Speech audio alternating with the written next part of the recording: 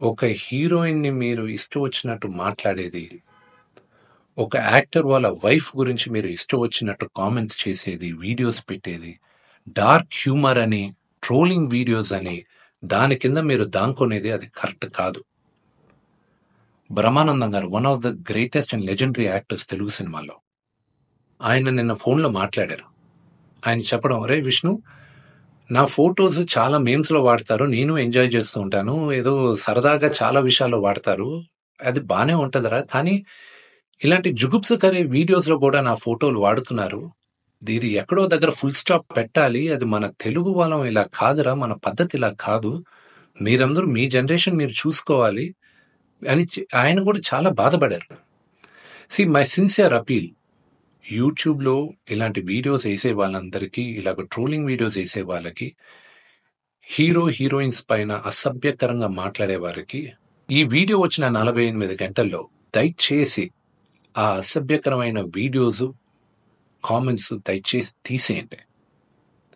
మీరు గాని తీయకపోతే 48 అవర్స్ తర్వాత మేము ఆ వీడియోస్ అన్ని ఒకసారి మళ్ళా యూట్యూబ్‌తో రిక్వెస్ట్ చేసి వాళ్ళతో కూర్చొని మొత్తం రివ్యూ చేస్తాం.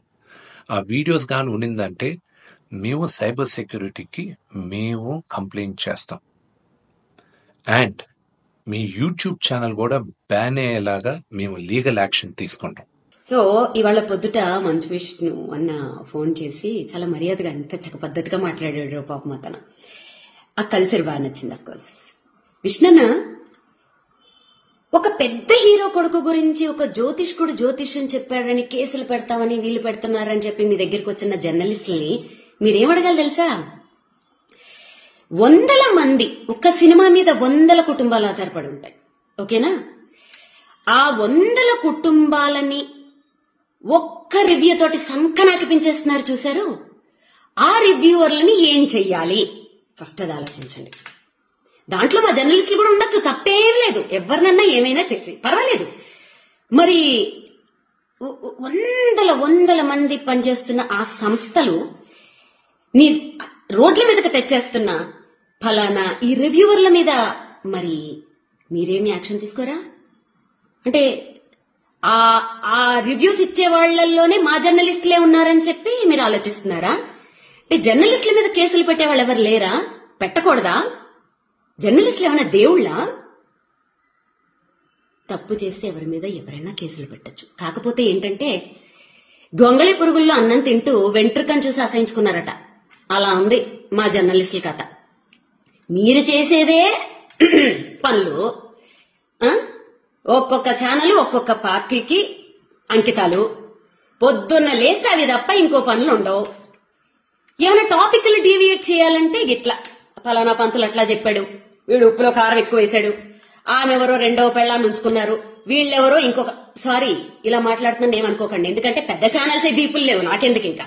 సో ఇంకెవరో ఇంకొక పొలిటీషియన్ ఎవరో రెండో భార్యను ఉంచుకున్నాడు.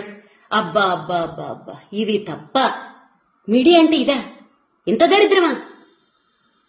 సో ఫైనల్ గా నేనేం చెప్తున్నానంటే, యూత్ మారండి. వాళ్ళు ఏమంటారు తెలుసా మీడియా వాళ్ళు? మంచి వీడియోలు పెడితే అసలు ఎవడో చూడట్లేదండి అని మీకే ఇస్తున్నారు. పోరాడండి, హ్యాష్ ట్యాగులు పెట్టండి పెద్ద పెద్ద ఛానల్స్ కి. మాకు ఈ చెత్త ప్రోగ్రాంలు వద్దు, ఉపయోగపడే ప్రోగ్రాంలు వేయండి. మా లైఫ్ కి మా జీవితాలను నిలబెట్టే ప్రోగ్రాంలు, గవర్నమెంట్ ని ప్రశ్నించే ప్రోగ్రాంలు మీరు వెయ్యండి. హ్యాష్ ట్యాగులు పెట్టి ఫైట్ చేయండి. మీరు ఫైట్ చేస్తే సాధించలేందా? తెలంగాణ అలా సంపాదించుకున్నది కాదా? ప్రతి రాష్ట్రంలోనూ అలాంటి సంపాదించుకున్నవి ఎన్ని లేవు? మీకోసం ఫైట్ చేయండి.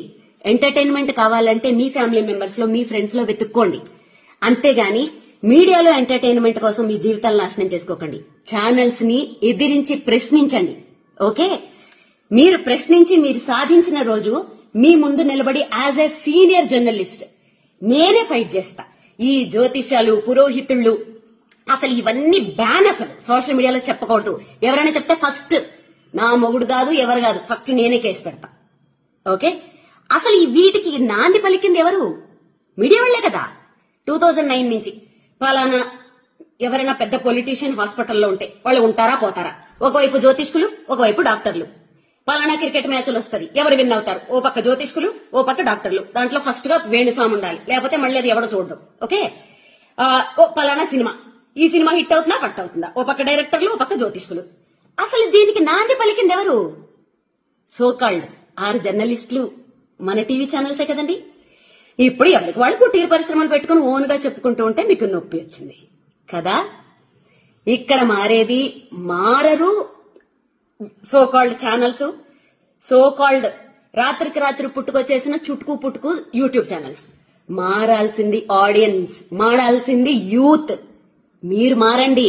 మాకు ఈ దిక్కుమాలిన ప్రోగ్రాములు వద్దు, నేను చూడము అని చెప్పి హ్యాష్ ట్యాగులు పెట్టి ఫైట్ చేయండి. మీలో ఆ రిజల్యూషన్ వచ్చినప్పుడు అన్ని మారతాయి. అప్పుడు నేను కూడా మారతాను, నేను మీ ముందు కలిపి పోరాడతాను. ఓకేనా? ఓం నమో వెంకటేశాయ. సో ఏదో ఛానల్స్ లోనో ఎక్కడోనో వేణుస్వామి అరెస్టు అని ఏదో వస్తుందంట. సో తెలుసు ఎందుకు జరుగుతుంది, ఎందుకు చేస్తా ఉన్నారు, మీకు అన్ని విషయాలు తెలుసు. సో గురువింద గింజ తన కింద ఉన్నటువంటి నలుపును ఎరగదు. సో నేను ఇప్పుడేం మాట్లాడను, టైం తీసుకొని చాలా విషయాలు మాట్లాడదాం, తప్పకుండా మాట్లాడదాము, చాలా విషయాలు మాట్లాడాలి. సో మరి కేసులు గట్రా అంటే హీరోయిన్లను ఈ మధ్య కాలంలో ఒక పొలిటీషియన్ ఒక లేడీని మాలో మెంబర్ ఉన్నటువంటి అమ్మాయిని కూడా బండ బూతులు తిడుతున్నటువంటి సందర్భాలు మనం చూస్తా ఉన్నాం. అలాగే ఒకప్పుడు పవర్ స్టార్ పవన్ కళ్యాణ్ గారిని ఎలా ఆడుకున్నారో అన్ని చూసినాం. సో నేను జాతకాలు చెప్తే అరెస్టులు సరే ఎవరేస్తున్నారో నాకు తెలియదు. ఎవరో ఫోన్ చేసినారు, గురూజీ ఇట్లా ఏదో మీరు అరెస్ట్ అయ్యారంట. అంటే ఇప్పుడు నేను ఆఫీస్లో ఉన్నాను, ప్రజెంట్ ఆఫీస్లో పూజలు జరుగుతూ ఉన్నాయి, నా క్లయింట్తో నేను బిజీగా ఉన్నాను. ఇది ఇప్పుడు ప్రజెంట్ లైవ్ ఇది. సో అందుకని క్లారిటీ ఇద్దామని నా శ్రేయోభిలాషుల కోసం వీడియో చేశాను, అంతే, అంతకంటే ఏం లేదు. I'm busy with my work. భగవంతుని దయ వల్ల, మీడియా దయ వల్ల, సోషల్ మీడియా దయ వల్ల, వాళ్ళ యొక్క ప్రేమ వల్ల ఇంకా రెట్టింపు పనితో నా పనిలో నేను బిజీగా ఉన్నాను, రెట్టింపు పనిలో ఉన్నాను. సో నా పని నేను చేసుకుంటా ఉన్నాను. ఇంతకు ముందు కొద్దిగా ఫ్యామిలీకి టైం ఇచ్చేవాడిని, ఇప్పుడు ఫ్యామిలీ కూడా టైం ఇయ్యలేని పరిస్థితికి నేను నెట్టబడ్డాను. అది కొద్దిగా బాధగా ఉంది. So I'm busy with my work. Appointment నడుస్తూ ఉన్నాయి, అపాయింట్మెంట్ ఇచ్చాము, అలాగే పూజలు కంటిన్యూ అవుతా ఉన్నాయి. నా పనిలో నేనున్నాను. ఓకే, ఓం నమో వెంకటేశాయ. మాట్లాడుకుందాం, ఒక 1 మంత్ గ్యాప్ ఇచ్చి చాలా విషయాలు మాట్లాడదాం. చాలా మాట్లాడేది ఉంది. ఎట్లాగో మనం ఇప్పుడు సెలబ్రిటీ జాతకాలు చెప్పట్లేదు కదా, బంద్ చేసుకున్నాం కదా. ఇంకా మనకు వేరే ఉన్నాయి, సమాజం మీద కొన్ని పనులు ఉంటాయి, మాట్లాడుకుందాము. ఖచ్చితంగా మాట్లాడదాం, చాలా విషయాలు మాట్లాడాలి. సినిమా ఇండస్ట్రీకి సంబంధించి చాలా మంచి మంచి విషయాలు, రివ్యూవర్ల గురించి, ఇతరత్ర విషయాలు చాలా మాట్లాడదాము. మనం ఖచ్చితంగా మాట్లాడదాం. ఎందుకంటే నేను సెలబ్రిటీ జాతకాలు చెప్పట్లేదు కాబట్టి నాకు కూడా కొద్దిగా పని తగ్గింది. ఖచ్చితంగా మాట్లాడదాం. నేను నా ఆఫీస్లో ఉన్న ఓం నమో వెంకటేశాయ. ఇప్పుడు ఆపరేషన్ లేకుండానే మోకాళ్లకు ప్లాస్మా ట్రీట్మెంట్. మీ ఆర్థోపెటిక్ సమస్యలన్నిటికీ రోబోటిక్ టెక్నాలజీ ద్వారా తక్కువ ఖర్చుతో శాశ్వత పరిష్కారం. ఫ్రీ కన్సల్టేషన్, ప్రతి ట్రీట్మెంట్ పై 20% డిస్కౌంట్. ఈ ఆఫర్ కొద్ది రోజులు మాత్రమే, త్వరపడండి. V9 hospitals 9281465842.